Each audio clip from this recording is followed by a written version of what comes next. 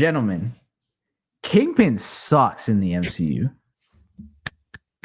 He sucks right now. I don't like the character, and I don't think a lot of other people don't like the character, and that's well, it's well then fine. You know why? Because every appearance, all two of them to be specific, he sucked in. What two appearances, you might ask, if you haven't been keeping up with the MCU for a little bit? Well, he appeared in Hawkeye towards the end, revealed to kind of be the big lurker in the shadows, had a big old Hawaiian shirt with a weird fedora straw hat thing, got shot in the face, and lived. Came back in Echo, was kind of, sort of, not really the main antagonist for Echo.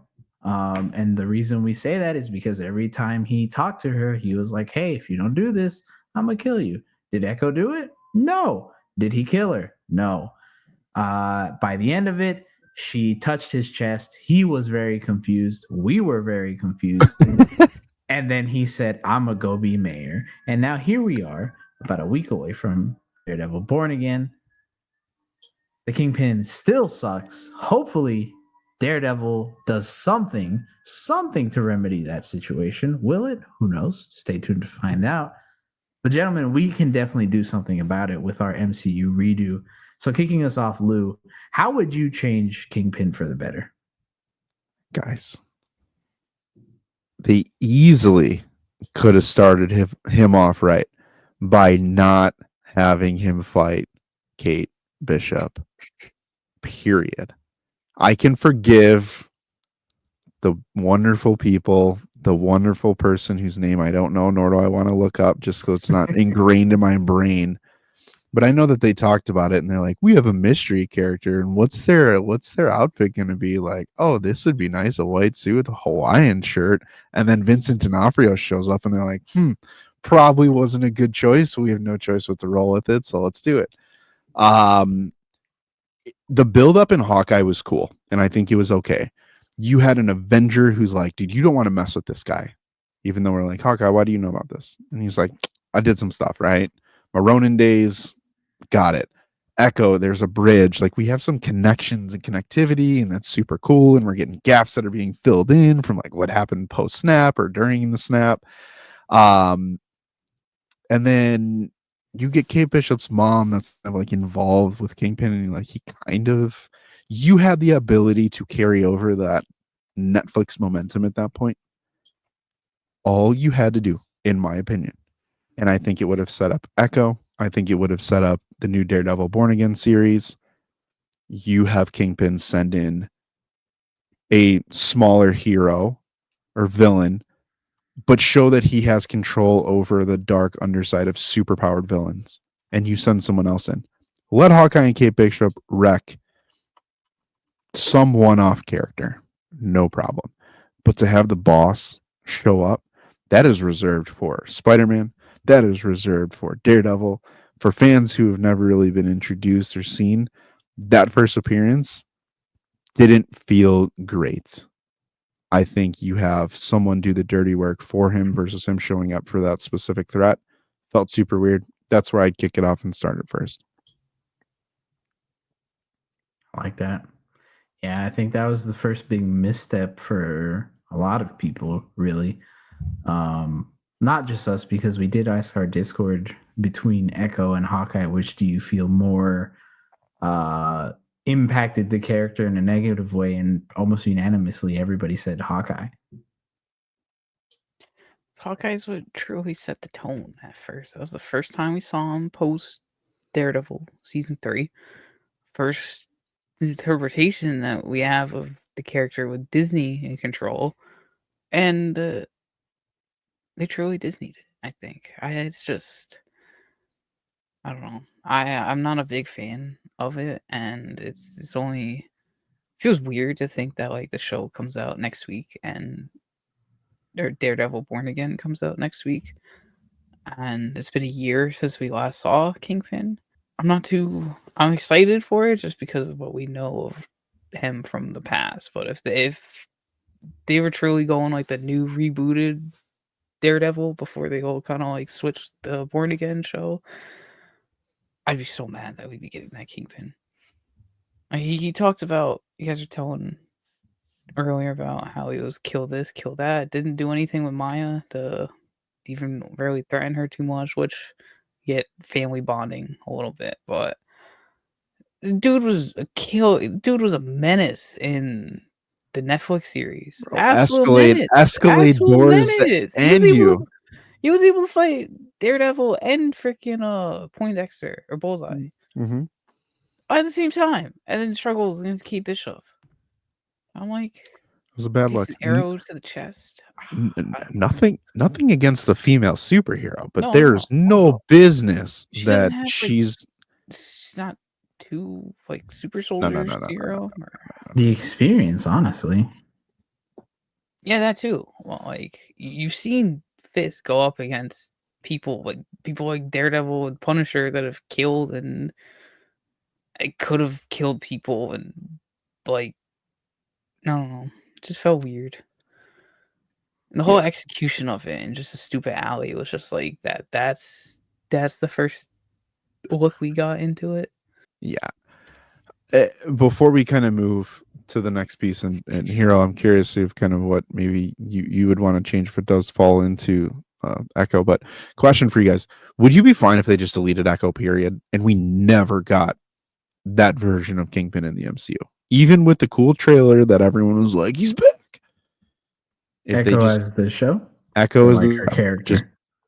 just delete Echo, delete her show. There was no Echo in Hawkeye. There's no connections to Kingpin or Fisk. That's it.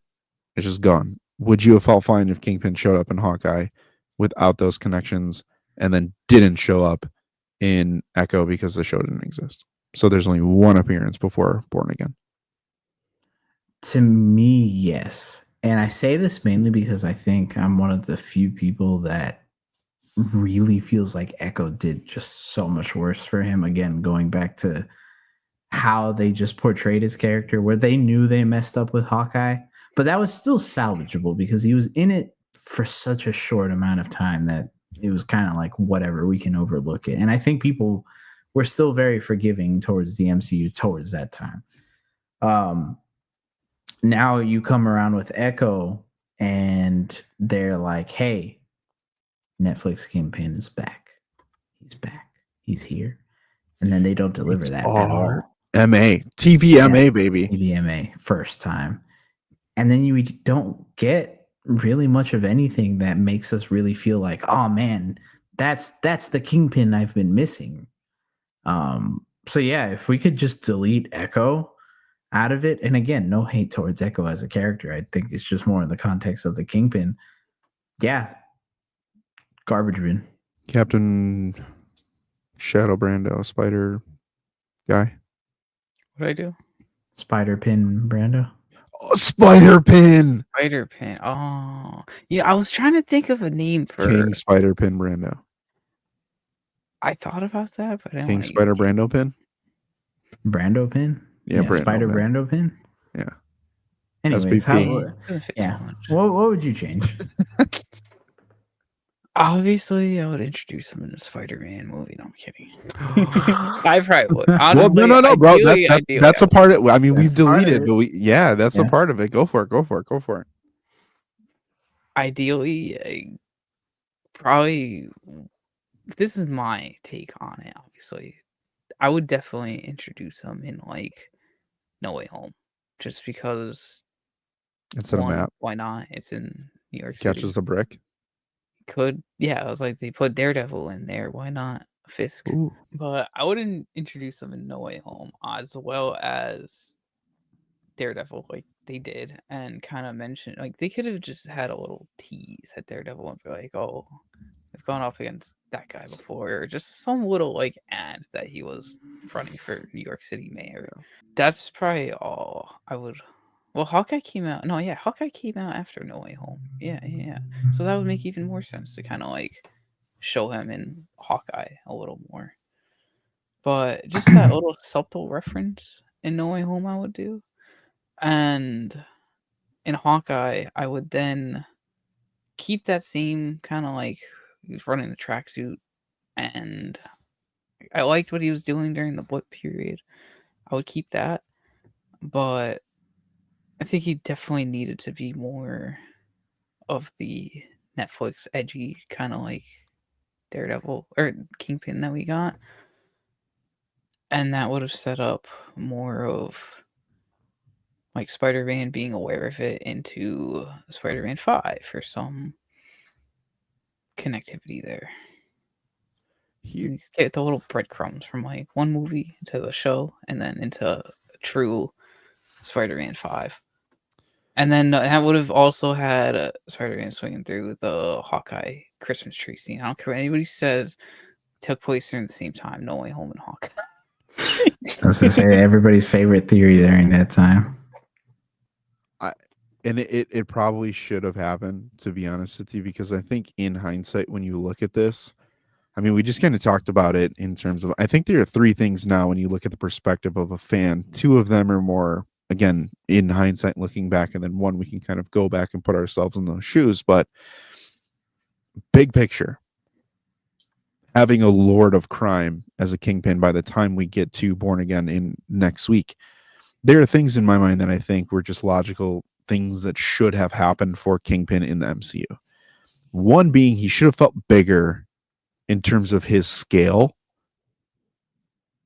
in the MCU than he did by season 3 finale. Yeah. He owned it. He owned all of it. But in the MCU, if you do go the Devil's Reign route, or you do start including like that Kingpin that is seizing control of New York City to rid the city of all this violence and crime and really putting the blame on masked vigilantes, that attack has to be cast wider than just Daredevil, in my opinion. And that's where the Spider-Man comes in. The hard part, though, is you had Spider-Man back in No Way Home where it's like cat's out of the bag. And then he goes through his whole spell and all that kind of junk, right? Fine. But before that, you should have had breadcrumbs, whether it's through Jameson or Matt Murdock. Somebody should have been dropping, hey, you don't know how much danger you're actually in. Now that everyone knows your identity, the Kingpin may be coming after you, and leave it at that. Let everyone forget his identity, but make that a part of reason why at that point May would have been, it's more than just, I don't need to see the freaking Rhino and Scorpion and all these cool things in purple. Let me know that the Kingpin is right around the corner and Peter is at risk. Pull that back. Fine. That would have been huge. I think another piece that you probably should have done is you could have name dropped him in and around Secret Invasion. You could have name dropped him in Brave New World. You could have name dropped him so many times throughout this to say like, hey, this big threat is here, and just built this kind of sub major team up type of villain in the MCU that we've kind of always gotten through the Infinity Saga. He could easily be a Civil War type antagonist for a team up of heroes. There's no reason in my mind, whatever you want to call it, that Kingpin could not have been a focal point of a grounded movie that leads you into or fits in between an Avengers level movie. Yeah. I agree 100%. And I think that's kind of where I take my route for him. Where, to be honest, I keep him in Hawkeye because I do like the idea of him. And maybe they could have played it differently with Hawkeye where they leaned heavier into the Ronin stuff. Mm-hmm. And that the implications of that, how, yeah, that did rub Kingpin the wrong way. And I know some people might be like, get someone else to do it. And I think, Lou, you had said that, get an underling. But I think that could have been, they could have made that an opportunity for him to be like, I don't like that. I have to go deal with this. One quick question to that point. Could it have been because Hawkeye is the level of an Avenger that someone like a Kingpin would have need to step in because that's the peak at this point of the hero? And I was going to say that to me is where I would kind of lead it to, where at first he doesn't really know who Ronin is. And he's like, I have to find out because this person's he's doing too much damage for it to be just some person. And that would intrigue him. And I really do think that would intrigue him. And he would be like, I'm going to go do this. at the end of Hawkeye, you have him figure out that it was Clint, and maybe him and Kate still, and Clint, Kate, and Kingpin still have a final fight, but it isn't. It's them escaping. Yeah. It's not like him limping away and being like, "Oh my god, I'm hurt." No, it's they put him down for 3 seconds. They dipped. Yeah. Because they know they need to get out of there. Yeah. And him having that information, I think, is what they could have then used to launch towards his campaign as mayor. And kind of put Hawkeye on blast, and him being like, this is what your heroes are doing. Yep. This is what your heroes did when they weren't being watched. This is why you need someone like me to come in and control this.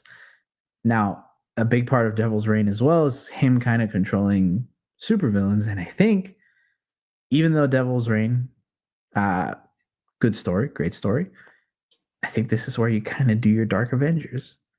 Yeah. You have him step in instead of Norman, because Norman's not here.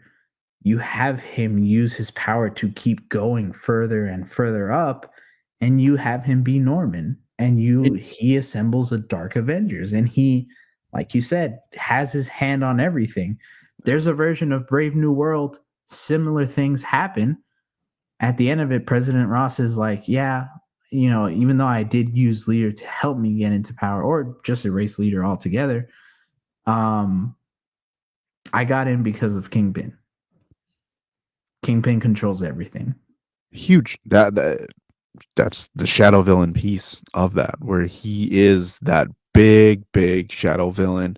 And again, to that point, it makes sense, because him having a relationship with Ross, to me, wouldn't feel anywhere out of place. No, because Ross and the Sokovia Accords and Civil War and all those things happen, where that's literally a like-minded mindset of like, that's still in Ross, and that's an easy reason for him to go through.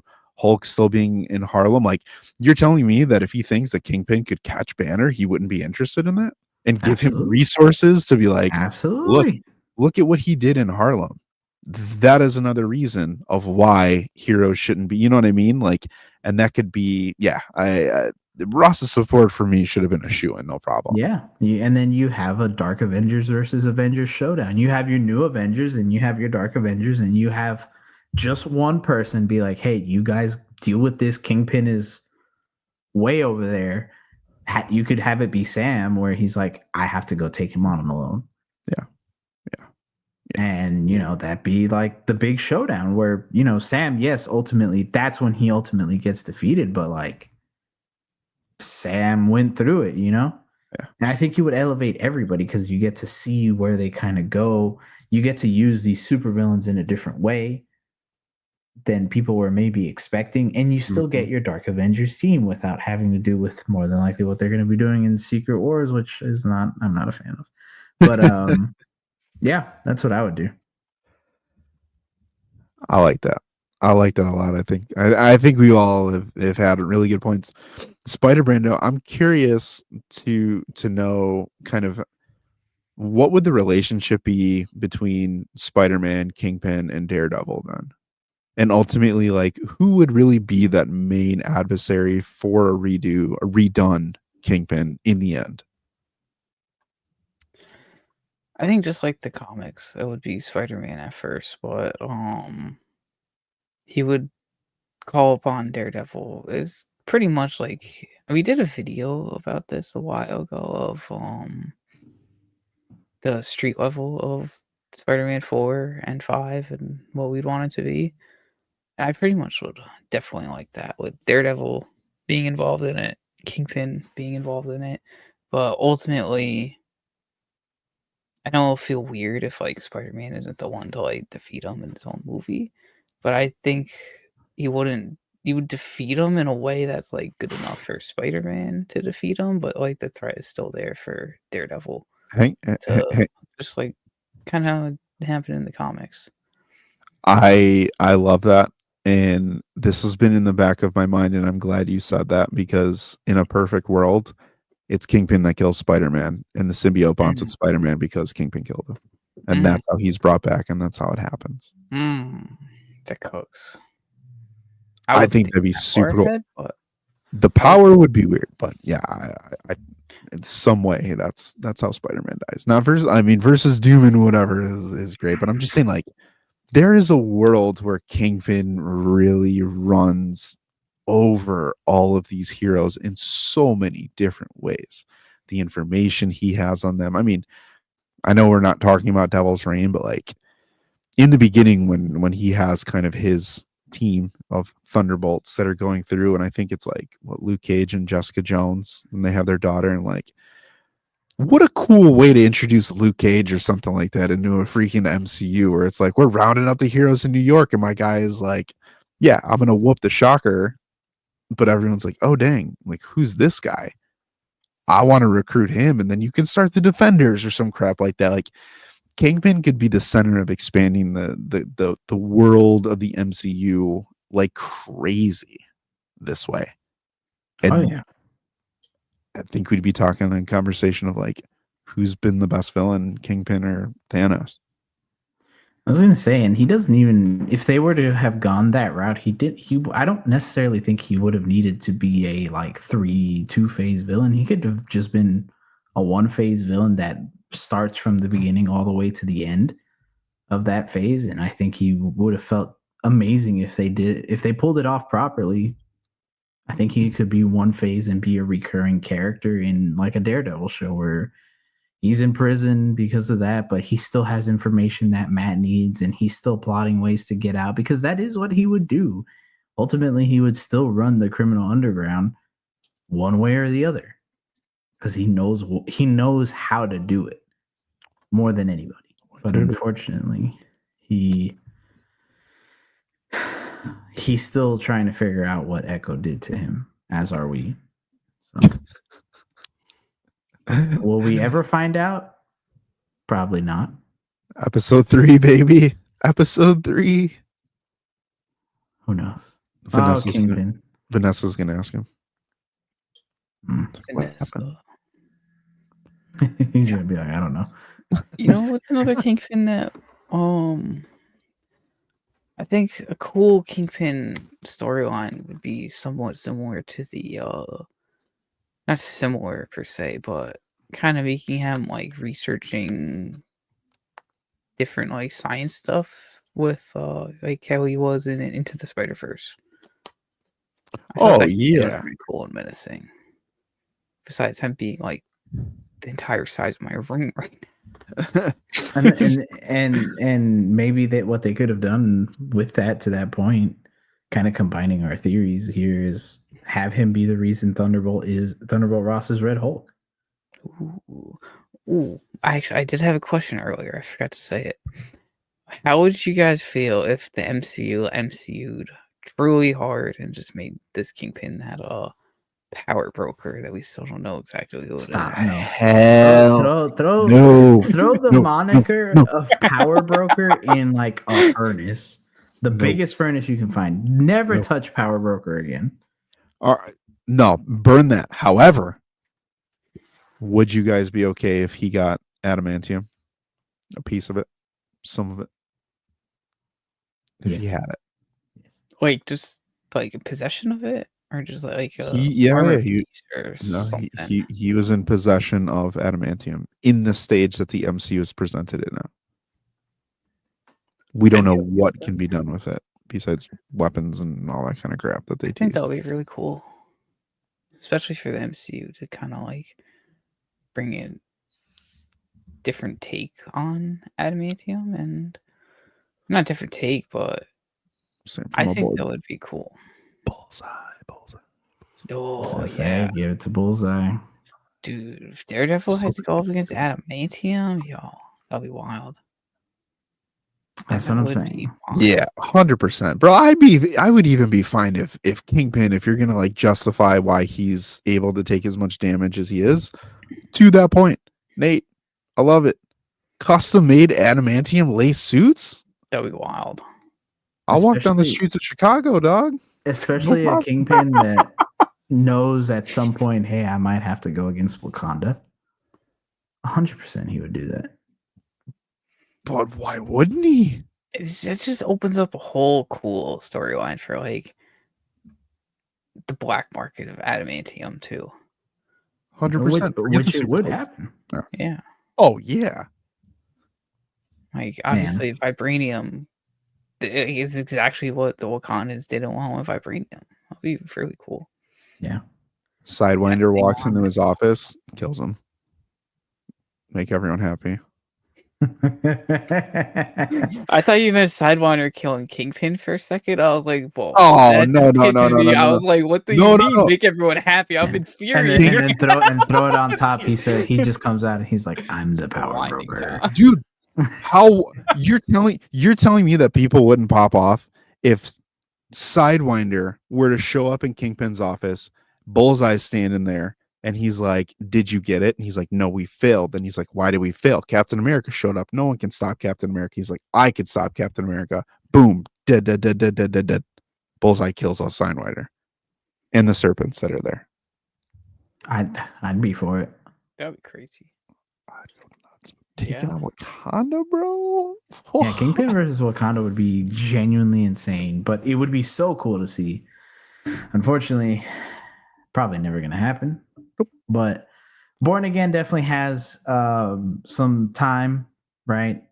We know it's 2 seasons to hopefully redo some of these mistakes, fix them, make them better, give us something new to kind of chomp our teeth into Kingpin, and hopefully make him feel like Kingpin once again, because it's been a long time since we've gotten anything worth of substance from this version, a live action version of a Kingpin. So let's see what next week holds for us.